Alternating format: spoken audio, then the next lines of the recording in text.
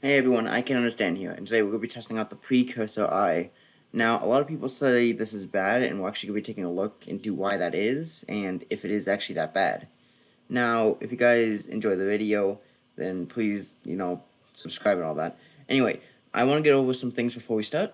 One, the reason why I'm doing this is because I represent, like, the average person. Because my stats aren't that good, and it's not like famous YouTubers like Egom or like Toadstar0 or like all those people. They have high catacombs levels. I represent the basic people, the people who don't have high catacombs levels, and that's why I like to do this series because my stats are very similar to everyone else's, the general population, so they can actually look at the item and see if it's worth buying for them instead of for the higher levels. So let's get into it. Alright, so as you can see with my current setup, I get about 5,000 mana off the start and about 100,000 effective HP. Now that's actually pretty good for Mage because I'm using full recombobulated perfect, and this isn't recombobulated yet, but whatever. Now, of course, this ability is already bad. We're actually going to be looking at the the stats, the actual stats of it, because the ability for damage is just awful. As you can see, it barely does anything to this SA. It just does nothing. Like if I test it on this guy, I can't. My teammates are all around. So as you can see, the ability doesn't do like anything, which is so we're not going to be testing the ability because the ability is trash. Nobody uses it, as you can see. Look at that. It does only like 25,000 damage, which is terrible. So we'll actually be testing the stats of it, like the health and defense. So of course the ability of doing damage is awful. See, it only does about, I can't see that number, about 37,000 damage, and that's awful. But the mana it gives and the health and defense it gives is amazing. Look at that. Almost plus 1,000 health and plus 700 defense and 1,000 mana. That's pretty nice. It's very comparable to the golden heads that you can actually get from running the floor many times. Alright, so about halfway through our run, we have about, wait, what? Oh, that's because I'm not holding my scepter. We have about 6,100 mana, an effective HP of 150,000, and basically, this thing is pretty decent for tanking, but like I said, I wouldn't exactly count on it to save you in any situations. If you wanted to tank with Mage, probably don't use this, because it also takes up the spot of the Shadow Goggles, or like the Floor 7 variant. So I wouldn't personally use it for Mage, because you want to do a lot of damage as Mage, and being more tanky as a Mage is nice, but that's what, this is for. This whole Precursor is just not worth it in pretty much a lot of regards. So now we're actually going to test, we're almost done with the dungeon, so let's just see how much this will do. Yeah, it's not that good. As you can see, it's only doing about, well, you can't really see it, but it's only doing about 45,000 damage, which isn't that good.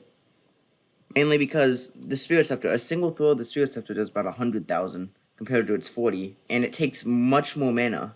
Because if you look at the ability here, it takes 40 mana, but over 5 seconds, it doubles every time, or 25%. Sorry. So that would mean over time, it would get like more and more expensive, and the first time it'd go up to 50, and then etc., powering up, and eventually you'd get strong. You get more than the Spirit Scepter, which means that you see how the Spirit Scepter is 200 because I don't have Ultimate Wise 5 on it because this thing is like 30 million coins. It just really isn't worth it in terms of the ability. If the admins really wanted it to be worth it in terms of strength, they would buff the ability to maybe say double damage, because right now it's really bad for like a floor 6 drop. So by the end of dungeons, as you can see, we have about 250,000 effective HP, which is extremely nice. We're doing about 140,000 per hit, and we have about 7,000 mana. Now, this isn't really that good, I'm gonna be honest. The ability sucks, and the stats aren't that good compared to other helmets. Of course, we did get an S run, but I mean, let's be honest, I don't think that was because of the helmet. So of course, like all my other item analysis videos, I'm going to test it on a Tier 4 Revenant, because, well, let's be honest. If this ability isn't good at dungeons, maybe it's good outside and you can use it, but to be honest, I don't even think it's good outside of dungeons compared to other stuff, so let's figure it out. So now let's test the ability just to see how good it is outside dungeons. Let's let it power up a little bit, and then we're gonna shine it on you. Okay, so 50,000 damage outside of dungeons. That's still terrible. Because the Spirit Scepter does 20,000. I mean, it's better than a Spirit Scepter with a single tap. But, I mean, you have swords that can deal, like, millions of damage. And the Midas Staff exists, which completely classes everything. And also, that's a Revenant Champion. Hello there. Okay, so this thing just drains your mana. And as you can see, I have no mana left, so I can't even attack this guy. I just kind of have to run and hope that, like, I can kill him in time because that thing powered off. Now, as you can see, I am getting kind of obliterated here because, you know, all my mana is gone. And a mana build outside dungeons isn't that useful unless you have some good weaponry. I really don't right now because, you know, I was testing out the thing itself. So, oh, and he's enraged. Yeah, okay. I'm just going to say we failed this because all my mana was drained by the helmet. Like, 2,000 mana was just gone. So, it's probably terrible outside dungeons, let's be honest here. So, yeah, we're gonna consider that a failure. The first failure for any type of like weaponry. Even the Withercloak sword did better than this thing. Anyways, guys, I'm gonna give this about a 2 out of 10. The ability is just not there. It only does like 50,000 damage, like total. Its health and defense can be easily replaced by any other helmet. Even a perfect 2-9 helmet could easily replace this thing in terms of damage. The only thing I could say good about this helmet is the fact that, including with health and defense, it also gives a lot of mana.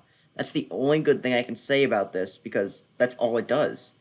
It's just a mana helmet, and even the Shadow Goggles do better than it, because literally they do a plus 60% damage inside of dungeons. This doesn't do anything close to that. This is awful. You shouldn't really buy this, because 30 million coins is not worth this abomination of a helmet.